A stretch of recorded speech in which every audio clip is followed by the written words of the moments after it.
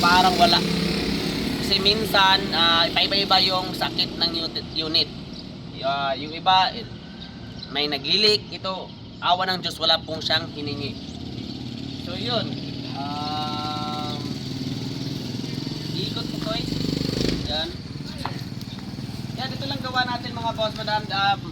Actually mga boss madam, di dapat natin i-compare yung gawa natin. Kung maganda sa inyo, okay, sabihin nyo lang na ito kagandahan sa unit natin. Pero wag po kayong manira ng iba dahil pa iba-iba po tayo ng gawa. So actually mga boss madam, same lang ng kalalabasan, iba lang yung pagkatrabaho. Kumbaga kung yung iba is ganyan sila pagkatrabaho, yung sa iyo is parang upgraded na, okay, pero may disadvantage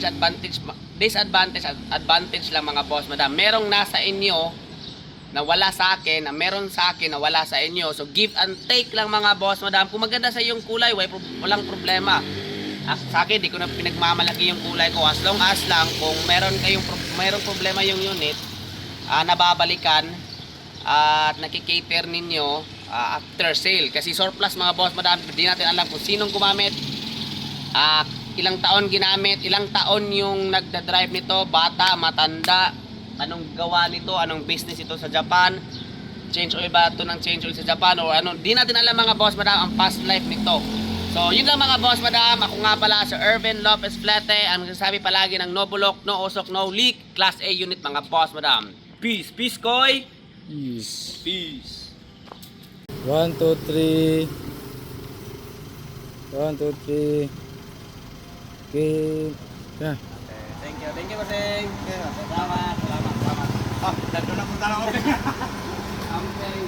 Pamana ka video ni. Mana?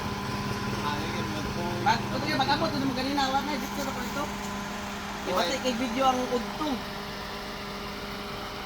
Kuha mo na ako kung sa'yo pag may nakapito lang dabaw ko kaya kasi mag-close pa.